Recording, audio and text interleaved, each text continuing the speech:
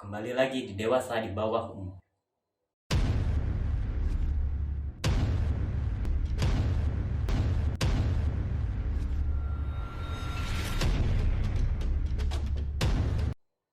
Kalau udah merah-merah kayak gini kalian udah tahu kan mau ngapain. Sama. Ya, di edisi malam Jumat Story kali ini gue mau membawain fenomena-fenomena yang terjadi di masyarakat sekarang. Dan di sini gue gak sendirian. Di sini gue bareng sama teteh cantiknya DWU. Teteh Nanang. Ya hai guys, ketemu lagi. Ya buat kali ini kita ngobrol-ngobrol santai aja ya Teh ya. Buat apa namanya di zaman sekarang nih ya Teh ya, yang udah bener-bener zaman digital kayak gini tuh. Kalau misalkan orang-orang menurut Teteh masih percaya nggak sih sama yang hal-hal yang berbau mistis lah atau apa? 50-50 sih kataku, soalnya ada yang pro, ada yang kontra, ada yang percaya, ada yang enggak gitu. Iya ya, jadi zaman sekarang udah nggak apa namanya udah nggak sesakral dulu mungkin ya. Kalau misalkan di zaman sekarang, apalagi kalau misalkan zaman-zaman COVID-19 ya, banyak banget apa namanya yang orang yang masih kental dengan tradisinya zaman dahulu pasti mengaitkan apa namanya dengan hal-hal yang tabu mungkin ya. Belum kayak apa namanya wabah penyakit atau gimana seperti apa, pasti dikait-kaitkan dengan hal-hal mistis. Nah, buat kali ini di edisi malam Jumat kali ini kita sedikit apa namanya mundur ke belakang ya Teh ya. Kita apa namanya kembali lagi zaman-zamannya yang orang-orang masih apa namanya percaya dengan tradisi-tradisi ataupun misalkan seperti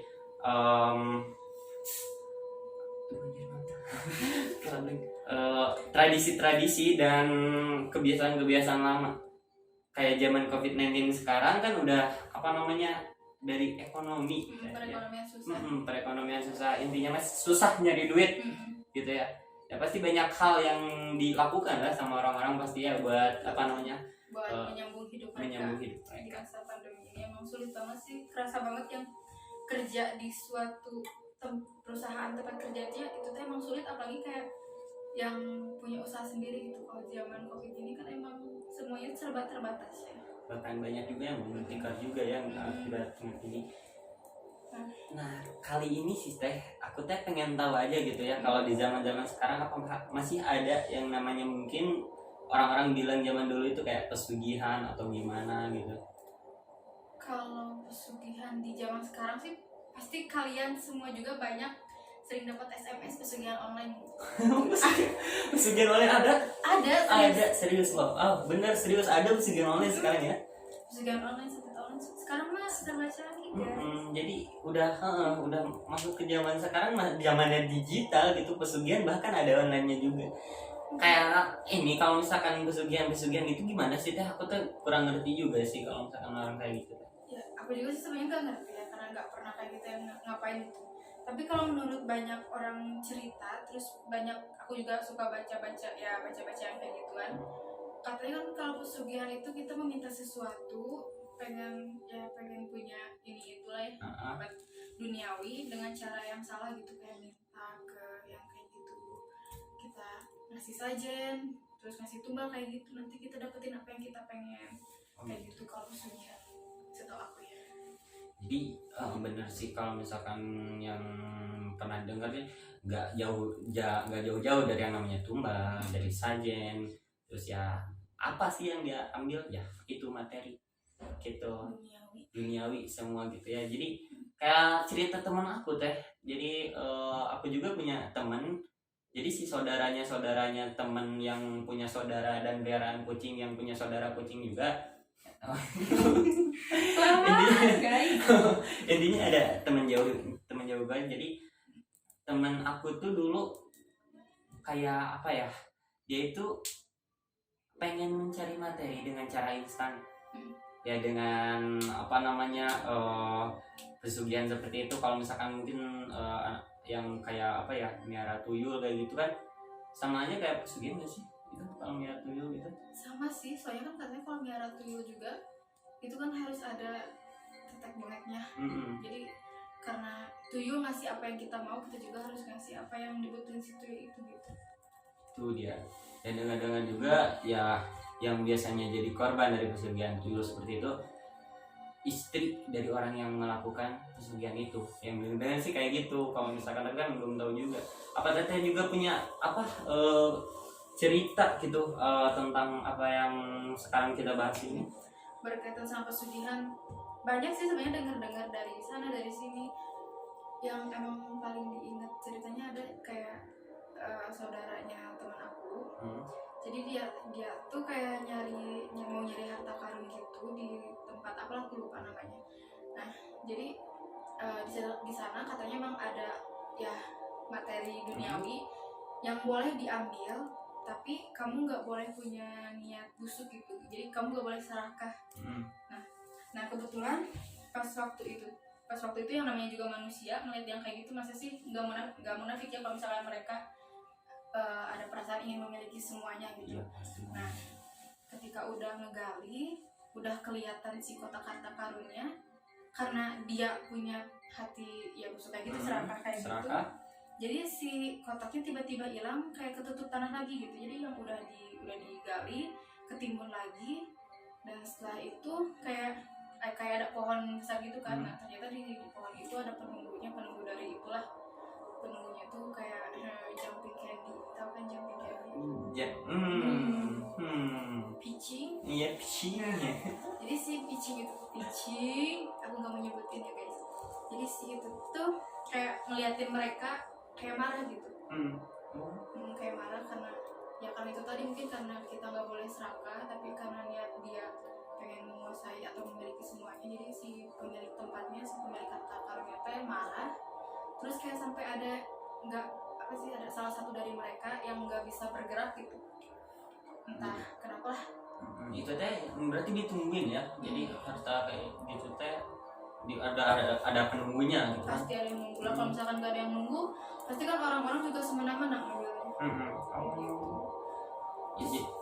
Gitu dari itu ya, apa ya, kalau misalkan itu maksudnya kalau ya sama sih pesugihan mungkin ya, soalnya kan dengan mendapatkan materi dengan cara instan.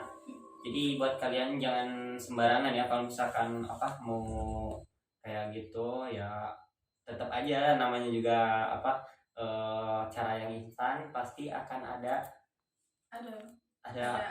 itu hal yang timbal baliknya gitu buat kitanya. Kalau kita pengen punya segala sesuatu ya usaha dengan cara yang benar gitu. Kalau misalkan pakai cara yang kayak gitu ya pasti ada timbal baliknya yang nggak enak juga gitu. Terus kan ada salah satu lagi nih cerita dari teman aku. Ini teman aku yang nyeritain.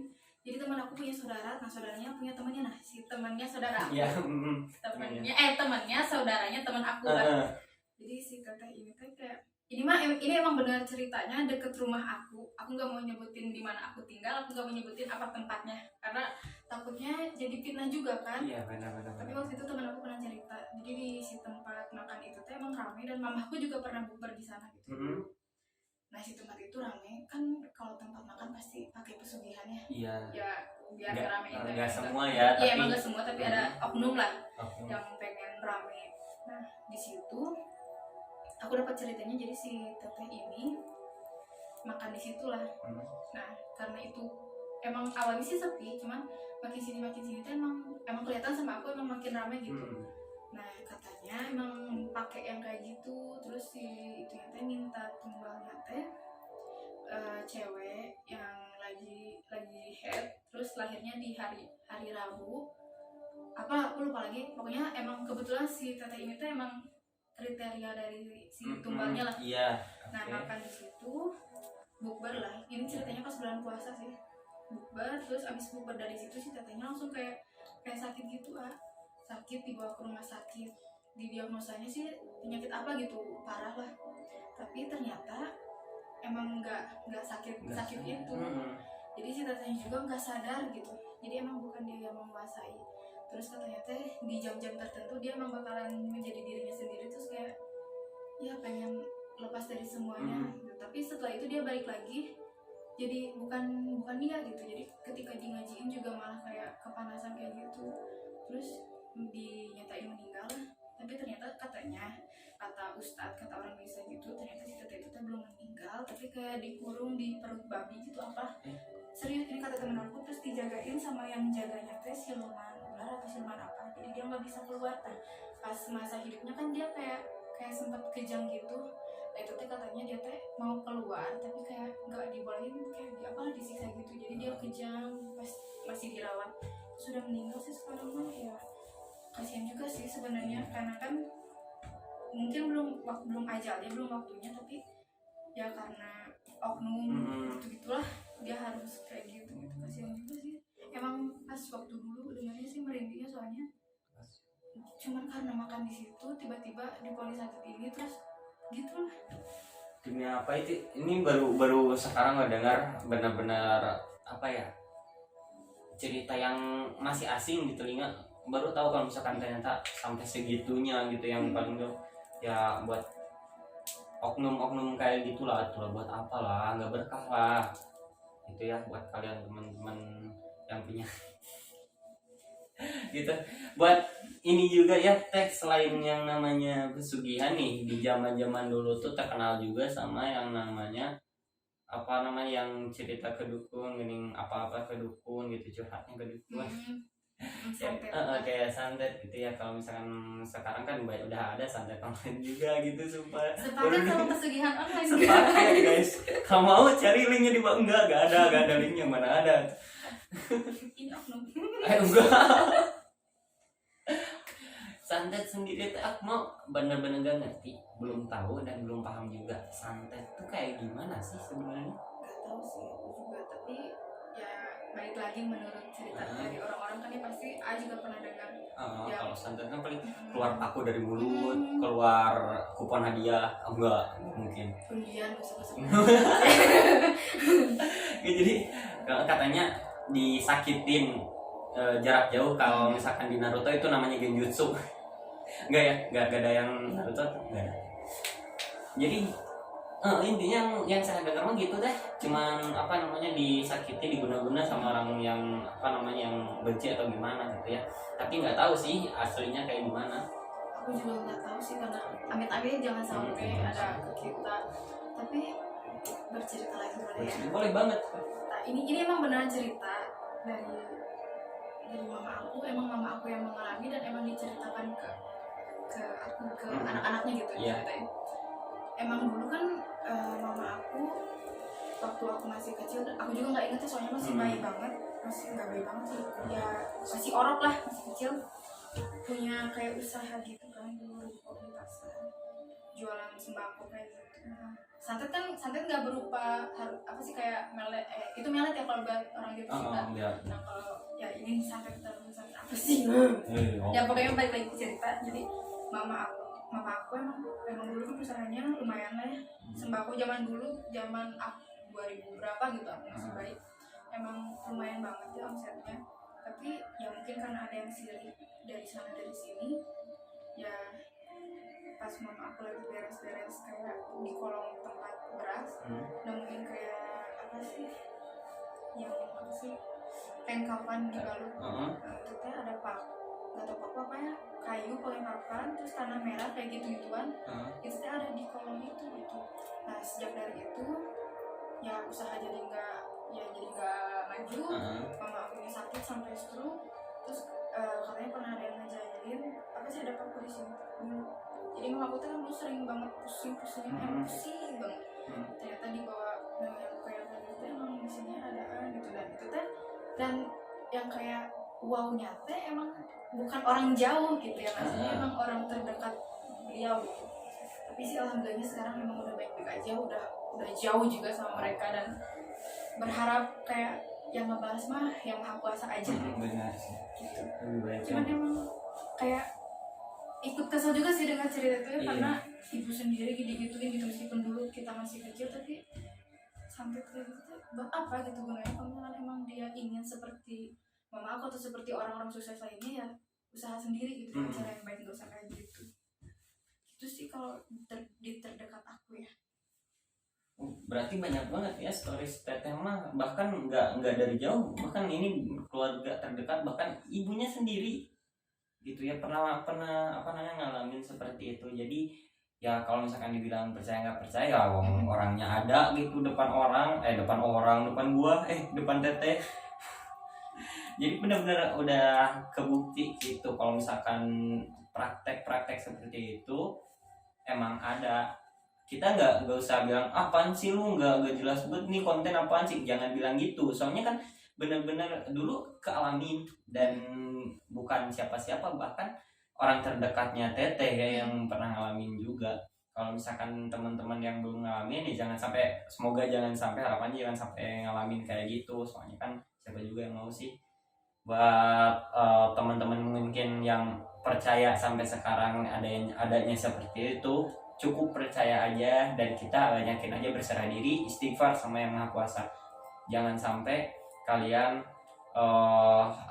pikirannya kosong dan jauh dari Sang Pencipta gitu. Mungkin segitu aja konten malam Jumat Story hari ini. Semoga dari kisah yang barusan bisa bisa jadi inspirasi buat kalian, bisa jadi pengetahuan juga buat kalian. Jangan lupa like, komen, dan subscribe, itu yang paling penting. Buat teman-teman juga yang mungkin temennya harus tahu nih cerita kayak gini, jangan lupa share juga. Benar-benar harus disebarluaskan, karena ini informasi, sedikit banyaknya mengandung informasi tuh. Oke, di sini gua Aceng undur diri. Nanan juga undur diri. Stay tune di Dewasa di Bawah Umur.